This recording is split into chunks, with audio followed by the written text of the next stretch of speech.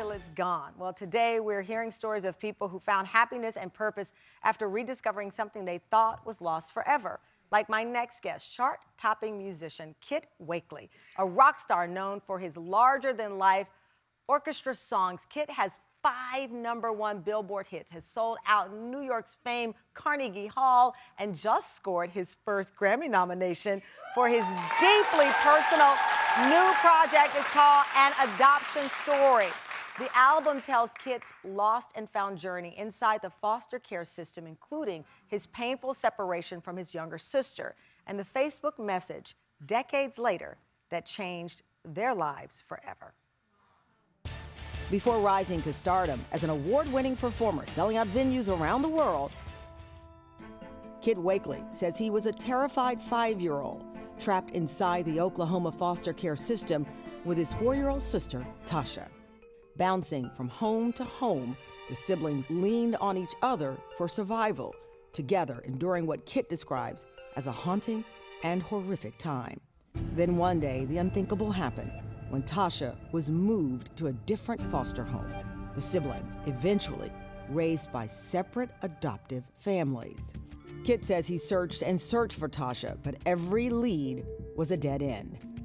Unable to find his sister, Kitt turned to music, but even after achieving great success, there was always a hole in his heart. More than 40 years later, Kitt was devastated when he was told that Tasha had died in a car accident. And then, shocked and confused when just months later, he received a Facebook message with 3 words he never thought he'd read: "I'm your sister." Get it ready. Please welcome Grammy-nominated artist Kitt Wakeley. Come on out, Kitt.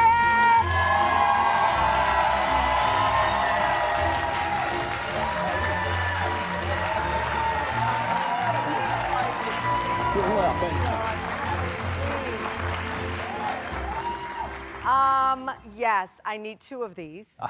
2 boxes of tissues. The song we heard, Sacred, off your album, An Adoption Story. Your entire life has been this lost and found journey. Yes, ma'am. Very much so. I see pictures of you at award shows. I've seen performances, and you exude joy. And this is why I tell people you never know the story until you start peeling back the layers. There's a lot of layers there, isn't there? There's a lot of layers. Let's start with your teenage years. You talked about being a part of this foster system and this rotating life and world with your sister. And I read you remember the day you were separated and then packing her clothes. Yes. It was a, I keep using the word haunting, but I remember distinctly someone picking her up, like you do a little child, and they handed her the paper sack, like you typically would see in grocery stores. And that's it. You watch, your lifeline walk out the door or get carried out the door with this, this sack. And I was telling someone earlier, to this day, I cannot stand paper sacks at grocery stores, just things like that. So it's odd how those things resonate and stay with you all the years. You were 5 and she was 4? Yes, ma'am. And prior to this separation, you were all each other had. Yes, ma'am, very much so. How much do you remember about y'all's life together and really being there for her and her for you? Do you remember a lot of it? For some strange reason, I do. There were vivid moments that, whether it's in various foster homes or that specific foster home, because I guess, that's when we were separated, and that particular foster home was a nightmare for both of us. So if you're enduring that together and then she's going out the door, I think the thing that you just hold on to that whole picture, that whole chapter of your life right then. I didn't know that this happens, but I assumed it would. But people change the names of children often. Both of your names were changed. Yes, ma'am. So even with all of your success and as you were becoming well-known and had the ability to find her, you don't really know her name and she doesn't know your name. Not at all, not at all. It was a difficult search for sure. You describe and talk about this hole in your heart. Yes, ma'am. That nothing can fill. Help us understand what that is like and what does that do to your psyche? What does that do when you're at Thanksgiving, for example, and somebody's supposed to be there and they're not? It's odd that you say that. You know, you reflect of where this person might be that you were separated from. Are they at their Thanksgiving? Are they what are they doing for their birthday or holidays? You know, what would we be doing right now if we could share Christmas or Thanksgiving? So yeah, I think that would pop up on occasion. So you were holding out hope, though, that maybe through the miraculous, we watch TV, we see reunions all the time. You're holding out hope, and then you get this message that she died in a car accident. So it's very specific. They were very specific that she passed away the day she was taken home with her new parents to be adopted. They were so it was down to, so I would think, well, with so many details, it must be true. Exactly, absolutely. And then a few months after you got that, someone reached out to you on Facebook. Yes. This is the part where I need this. Now, the person claimed to be your sister. Mm-hmm. I am emotional just reading that. As I understand, you were very suspicious because other folks had reached out to you claiming to be family members. You're a very successful, famous person. Everybody's your cousin. So you're kind of like, I don't know if this is real. I didn't see color as a young person, so I had no idea she was black. I had no idea that you we just were let the cat out of the bag. So not only does this person say, I'm your sister, they are brown. Yes. And you're like, I don't remember Tasha being brown when we were at the place. I remember telling her, I don't know if you've done your genealogy classes or biology, but this doesn't work. So so you're like, we need to call one of those services maybe because I'm not seeing the same thing. Yeah. Well, they didn't have to call the service.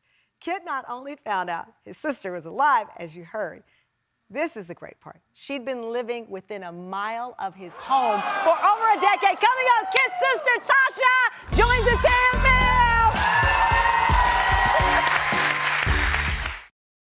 We are back, TFL, talking to people who lost and found something meaningful in their lives, like my guest, Grammy-nominated musician Kitt Wakeley. His new album, An Adoption Story, chronicles his separation from his sister Tasha when they were children in the foster care system. For more than 40 years, the siblings were unable to find each other. Kitt was even told that Tasha had died. But then, 3 years ago, the miraculous happened. And today, Kitt's sister is here. Tam Fam, please welcome Tasha to the show. Oh, my God. Hi, Tasha.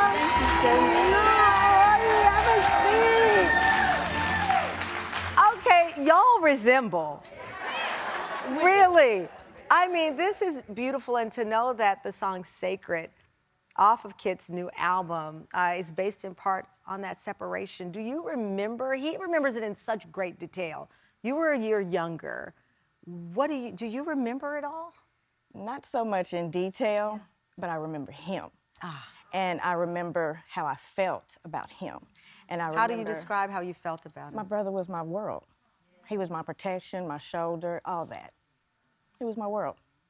Growing up, he knew that he had a sister and he was looking for her and would tell people. What was it like for you on your end? Were you asking people? Oh, I was asking everyone. I mean, I kept asking my adopted parents, where's my brother?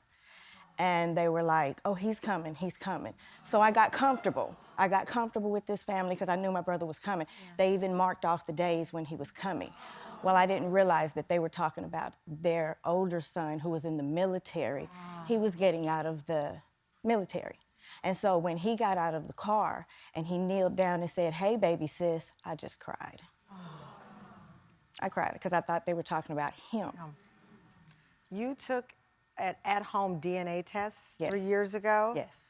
And his name popped up in the test? Because I'm scared to take one because I probably have 500 siblings. It led you to Kitt Wakeley, Right. this name. Right. Yes, you didn't know him as this name. No. You go to, you Google the name, and then what pops up? Kitt Wakeley and his smile. And you recognized it. Indeed, immediately. You indeed recognized Immediately. it. Were you at all nervous about reaching out to him? Because, oh, you're like, no, that's my brother, I'm calling you. I had been waiting too long for this moment to be nervous. Right. Oh. So you sent that note, I'm your sister. Did you Yes. think he would respond? I don't know if I didn't think he would respond. I was just excited and waiting. Oh, you were excited and waiting. Yes. And I love that Kitt was so honest. He was like, you're brown. I don't know what happened. Because as kids, all he saw was his sister. Right, He right. didn't notice the difference Right. in complexion. And I'm a lot darker now than I used to be. So you've inspired this album. Some of the greatest musicians are part of it. You were in London recording. When you hear the album, specifically the song, what does that do? Sends me into a whole nother world. I don't know of anything greater that you can find, No. especially knowing what y'all went through. Correct. Yeah. That hole in your heart, is it closed? There's closure, there's peace, there's, just that you're finding that missing part of your being. Now it's within a mile of you, and you know that you can. Around the time you were reunited with Tasha, you took another big step in your life, Kitt. You were considering adopting. Yes. You went full steam ahead, and now you've adopted 3 children. This is your family. Chris, age 9, KJ, 7, Mia is 6, 3 siblings. Yes. I mean, you talk about a butterfly effect. Yeah. 3 siblings. You're sitting next to the sister you never thought you would see again, and you kept those babies together. Yes.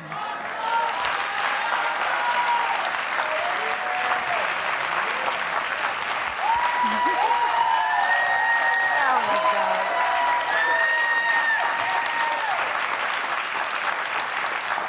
There are so many levels of purpose and inspiration. You're an auntie now. I am an auntie now. I am. Oh, Kitt, what is it like looking at them and having them say, Dad? It's a change of pace. But it is the most fulfilling, wonderful thing you can imagine. And I genuinely look at our story of how we were separated.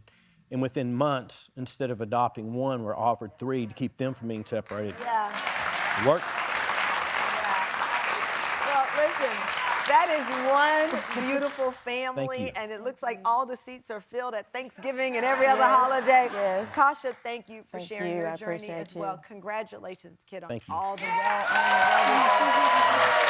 The album, An Adoption Story, is available wherever music is sold and streamed.